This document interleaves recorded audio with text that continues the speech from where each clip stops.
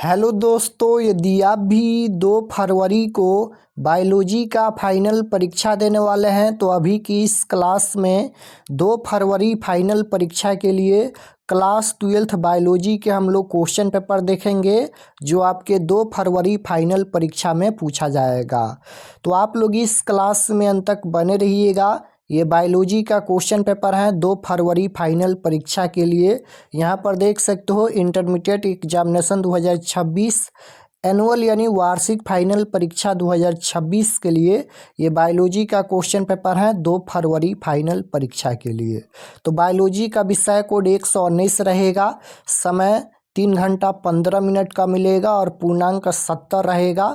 70 number का exam होगा क्योंकि इसमें 30 नंबर का प्रैक्टिकल का एग्जाम होता है, तो फाइनल परीक्षा 70 नंबर का होने वाला है। परीक्षार्थियों के लिए निर्देश हैं, आप लोग इसे पढ़ लीजिएगा। और सबसे पहले पेपर में खंड अ मिलेगा सेक्शन ए, जिसमें आपसे ऑब्जेक्टिव टाइप क्वेश्चन पूछा जाएगा। 1 से लेकर 70 तक ऑब्जेक्टिव क्वेश्चन पूछा जाएगा। इनमें से किन्हीं 35 प्रश्नों के उत्तर देना है फाइनल परीक्षा में। तो आइए पहला नंबर क्वेश्चन देखते हैं। फर्स्ट क्वेश्चन यहाँ पर पूछा गया है। पहला नंबर क्वेश्चन है, ऋतुस्राव चक्र किसमें होता है? बताना है कि ऋतुस्राव चक्र ये किसमें होता है, मनुष्य में या बंदर में या चिंपैंजी में या इन सभी में। तो इसका आंसर क्या होगा? ऋतुस्राव चक्र किसमें होता है? आप लोग क्लास में अंत तक बने रहिएगा और आप लोग भी मिलाते चलिए कि आपका कितना क्वेश्चन सही हो रहा है। तो क्वेश्चन नंबर 1 का राइट आंसर क्या होगा? पूछा गया है कि ऋतुस्राव चक्र किसमें होता है, तो इनमें से सभी में होता है। Right answer option number D हो जाएगा। फर्स्ट क्वेश्चन का राइट आंसर डी होगा। यहाँ पर इंग्लिश भी लिखा गया है, तो इंग्लिश वाले बच्चे यहाँ पर इंग्लिश पढ़ेंगे। क्वेश्चन नंबर 2 यहाँ पर पूछा गया है कि मनुष्य के युग्मकों में गुणसूत्रों की संख्या होती है। बताना है कि मनुष्य के युग्मकों में गुणसूत्रों की संख्या कितनी होती है। तो राइट आंसर क्या हो जाएगा? 23 जोड़े गुणसूत्र होते हैं, यानी 46 गुणसूत्र होते हैं। Right answer option number D में दिया गया है। पूछा गया है कि मनुष्य के युग्मकों में गुणसूत्रों की संख्या, तो 23 जोड़ा यानी 46 गुणसूत्र होते हैं। Right answer option number D हो जाएगा। क्वेश्चन नंबर 3 यहाँ पर पूछा गया है कि कौन यहाँ पर अंड परजक प्राणी है। बताना है कि कौन यहाँ पर अंड परजक प्राणी है। तो राइट आंसर हो जाएगा मुर्गी, सांप और यहाँ पर मगरमच्छ, इनमें से सभी हो जाएगा। Right answer option number D होगा। क्वेश्चन नंबर 4 यहाँ पर पूछा गया है। 4 नंबर क्वेश्चन है कि जब निषेचन जीव के शरीर के बाहर होता है तब उसे क्या कहते हैं? जब निषेचन जीव के शरीर के बाहर होता है तब उसे क्या कहते हैं? तो बाह्य निषेचन कहते हैं। ऑप्शन नंबर ए में दिया गया है। Right answer option number A हो जाएगा। जब निषेचन जीव के शरीर के बाहर होता है तब उसे क्या कहते हैं? तो बाह्य निषेचन कहते हैं। Option number A right answer. Question number 5 यहाँ पर पूछा गया है। 5 नंबर क्वेश्चन है कि जब संतति की उत्पत्ति एकल जनक द्वारा होती है तब यह क्या कहलाता है? बताना है कि जब संतति की उत्पत्ति एकल जनक के द्वारा होती है तब यह क्या कहलाता है? तो अलैंगिक जनन कहलाता है। राइट आंसर बी में दिया गया है। Option number B right answer हो जाएगा, अलैंगिक जनन। क्वेश्चन नंबर 6 यहाँ पर पूछा गया है। 6 नंबर क्वेश्चन है कि बिना निषेचन के पौधों का उत्पादन किसके द्वारा किया जाता है? बिना निषेचन के पौधों का उत्पादन किसके द्वारा किया जाता है? तो राइट आंसर हो जाएगा कायिक प्रबंधन।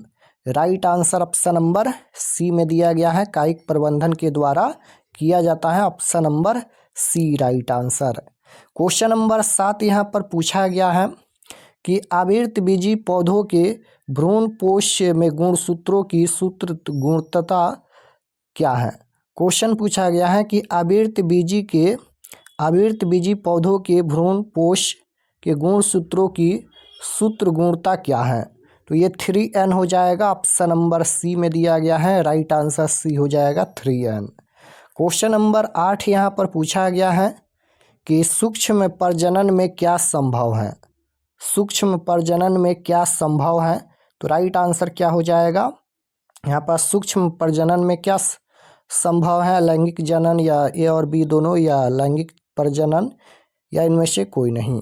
तो सूक्ष्म प्रजनन में क्या संभव है, तो अलैंगिक प्रजनन संभव है। Option number A right answer हो जाएगा। क्वेश्चन नंबर 9 यहाँ पर पूछा गया है, निम्न में से कौन उभयलिंगी प्राणी है। बताना है कि निम्न में कौन उभयलिंगी प्राणी है, तो केंचुआ हो जाएगा। केंचुआ यहाँ पर ये उभयलिंगी प्राणी है। Right answer option number D हो जाएगा, केंचुआ। क्वेश्चन नंबर 10 यहाँ पर पूछा गया है, ईस्ट में प्रजनन मुख्यतः किसके माध्यम से होता है। ईस्ट में प्रजनन मुख्यतः ये किसके माध्यम से होता है, तो ईस्ट में प्रजनन मुकुलन के द्वारा होता है। राइट आंसर ए में दिया गया है, मुकुलन इसका राइट आंसर होगा। क्वेश्चन नंबर 11 यहाँ पर पूछा गया है कि पुष्पीय पौधों में नर युग्मक का निर्माण किसके विभाजन से होता है। कायिक कोशिका, लघु बीजाणु, या जनन कोशिका, या फिर लघु बीजाणु मातृकोशिका। तो इसका आंसर क्या होगा, पुष्पीय पौधों में नर युग्मक का निर्माण किसके विभाजन से होता है, तो याद रखिएगा जनन कोशिका के विभाजन से होता है। ऑप्शन नंबर सी में दिया गया है, जनन कोशिका इसका राइट आंसर हो जाएगा, option number C. Question number 12 यहाँ पर पूछा गया है कि गुरु बीजाणु मातृकोशिका से क्या बनता है, तो गुरु बीजाणु बनता है। Right answer option number C हो जाएगा। क्वेश्चन नंबर 13 यहाँ पर पूछा गया है कि किस फल का बीजचोल खाया जाता है। किस फल का बीजचोल खाया जाता है, तो ये हो जाएगा जायफल, शरीफ और लीची, इनमें से सभी हो जाएगा। Option number D right answer. Question number 14 पूछा गया है यहाँ पर कि पराग भीति होती हैं। पराग भीति होती हैं ये एक स्तरीय, या फिर द्विस्तरीय, या त्रिस्तरीय, या कई स्तरीय। तो इसका आंसर क्या होगा, पराग भीति होती हैं तो द्विस्तरीय होती हैं। ऑप्शन नंबर बी बिल्कुल राइट आंसर होगा। क्वेश्चन नंबर 15 यहाँ पर पूछा गया है कि पराग कण हो सकते हैं। पराग कण हो सकते हैं तो एलर्जी कारक हो सकते हैं। Right answer option number C हो जाएगा, एलर्जी कारक। क्वेश्चन नंबर 16 यहाँ पर पूछा गया है। 16 नंबर क्वेश्चन है कि प्रत्येक पादक कोशिका से पूर्ण पौधा बन सकता है, इस गुण को क्या कहते हैं। इस गुण को क्या कहते हैं, तो राइट आंसर हो जाएगा टोटी पोटेंसी कहते हैं। ऑप्शन नंबर सी में दिया गया है, option number C right answer. 17 number question है, पौधों के किस भाग से लौंग प्राप्त किया जाता है। पौधों के किस भाग से लौंग प्राप्त किया जाता है, पुष्प हो जाएगा, या कली, या फल, या बीज। तो राइट आंसर क्या होगा, पौधों के किस भाग से लौंग प्राप्त किया जाता है, तो कली हो जाएगा। Option number B right answer हो जाएगा, कली से लौंग प्राप्त किया जाता है। Option number B correct answer होगा। क्वेश्चन नंबर 18 है, नारियल के मध्य फलभीति की प्रवृत्ति क्या होती है। बताना है कि नारियल के मध्य फलभीति की प्रवृत्ति क्या होती है, रेशेदार होती हैं। Right answer option number B हो जाएगा, रेशेदार होती हैं।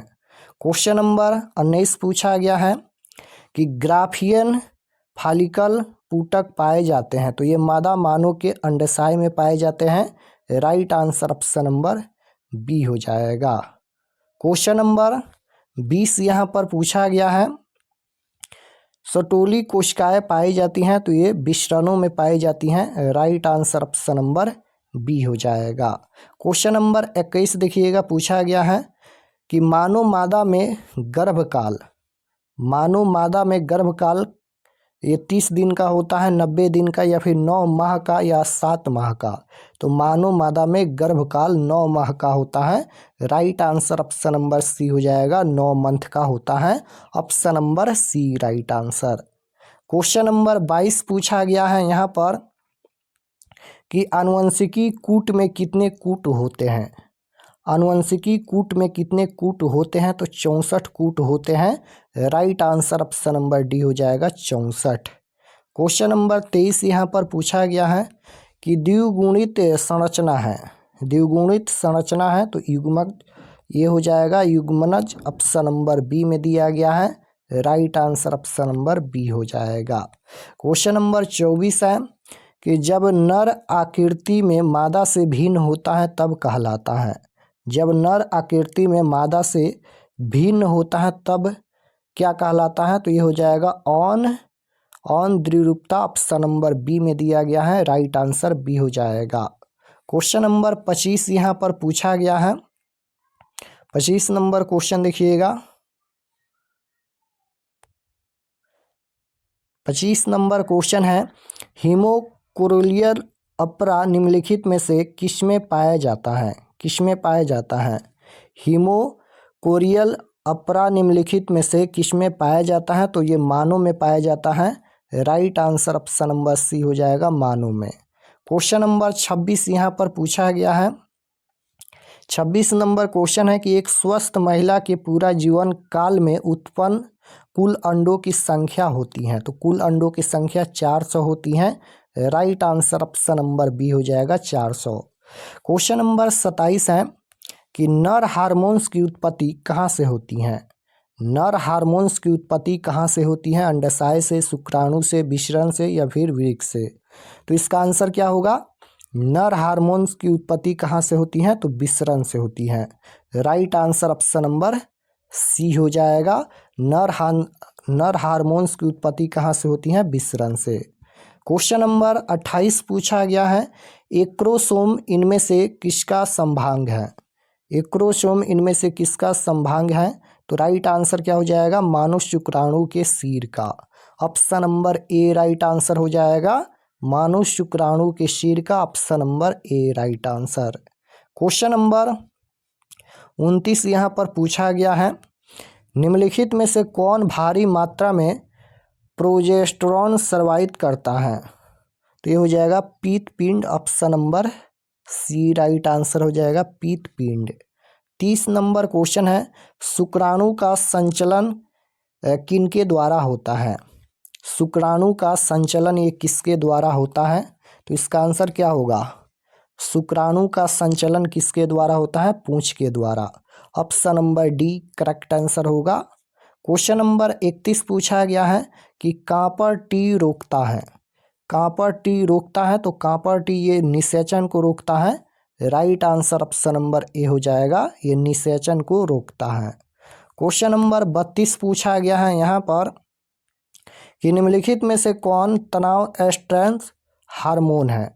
तो इसका राइट आंसर क्या हो जाएगा? निम्नलिखित में कौन तनाव स्ट्रेस हार्मोन है? तो ये हो जाएगा abscisic acid, right answer option number D हो जाएगा, एब्सिसिक एसिड। क्वेश्चन नंबर 33 पूछा गया है कि निम्नलिखित में कौन ऑन संचारित रोग है? बताना है कि निम्नलिखित में कौन ऑन संचारित रोग है। तो इसका आंसर क्या होगा? ए ऑप्शन है सिफिलिस, बी ऑप्शन है गोनोरिया। तो इसका आंसर दोनों हो जाएगा, ऑप्शन नंबर सी इसका आंसर हो जाएगा, ए और बी दोनों। 34 नंबर क्वेश्चन है कि इनमें से कौन सा रक्त समूह सार्वभौमिक रक्तदाता है? तो ये हो जाएगा ओ, ऑप्शन नंबर डी में दिया गया है, राइट आंसर डी हो जाएगा। रक्त समूह कौन सा होगा? तो ओ हो जाएगा। क्वेश्चन नंबर 35 है, अर्जित गुणों के वंशागति के सिद्धांत किनके द्वारा किया गया? तो लैमार्क के द्वारा, option number B right answer. Question number 36 पूछा गया है कि एक संकरण क्रॉस का फिनोटिपिक अनुपात क्या है? फिनोटिपिक अनुपात पूछा गया है, तो ये इसका हो जाएगा 3:1, ऑप्शन नंबर बी में दिया गया है, राइट आंसर बी हो जाएगा। 37 नंबर क्वेश्चन देखिए कि मनुष्य पुरुष में गुणसूत्र की संख्या, पुरुष में पूछा गया है। तो मनुष्य पुरुष में गुणसूत्र की संख्या पुरुष में पूछा गया है, तो XY होता है, तो 44 + XY, और महिला में XX होता है। तो यहाँ पर ये पुरुष में पूछा गया है, तो 44 + XY, option number B right answer. Question number 38 पूछा गया है, मेंडल के नियम का एक अपवाद है। मेंडल ने अपने प्रयोग के लिए साधारण मटर का चयन किया था, आपको याद होना चाहिए। तो मेंडल के नियम का एक अपवाद क्या है? तो इसका राइट आंसर क्या हो जाएगा? सहगनता, ऑप्शन नंबर सी में दिया गया है, राइट आंसर सी हो जाएगा। 39 नंबर क्वेश्चन है कि एक जीन जोड़ा दूसरे जीन जोड़े के प्रभाव को रोकता है किस में रोकता है? तो राइट आंसर हो जाएगा एपीएस्ट्रेसिस, option number C right answer हो जाएगा। क्वेश्चन नंबर 40 देखिएगा, पूछा गया है यहाँ पर 40 नंबर क्वेश्चन है, मनुष्य में मात्रात्मक लक्षण का उदाहरण है। मनुष्य में मात्रात्मक लक्षण का उदाहरण क्या है? बालों का रंग, त्वचा का रंग, नाक का आकार, आँखों का रंग। तो इसका आंसर क्या होगा? मनुष्य में मात्रात्मक लक्षण का उदाहरण पूछा गया है तो त्वचा का रंग हो जाएगा, option number B right answer हो जाएगा, त्वचा का रंग। तो इस क्लास में हम लोग टोटल 40 क्वेश्चन देखे हैं। आप लोग कमेंट में बताइए कि आपका कितना क्वेश्चन सही हुआ। और अगर आप लोग चैनल पर नए होंगे तो चैनल को ज़रूर सब्सक्राइब कर लीजिएगा ताकि आने वाले नेक्स्ट क्लास आपके पास ज़रूर पहुँचे। फाइनल परीक्षा का समय बहुत ही कम बचा है, इसलिए आप लोग सभी क्लास को ज़रूर ज्वाइन कीजिए क्योंकि समय कम बचा है।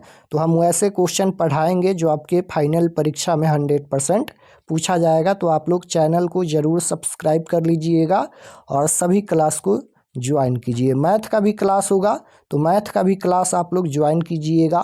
तो मिलते हैं नेक्स्ट क्लास में, तब तक अपना स्टडी कीजिए। आप सभी को धन्यवाद।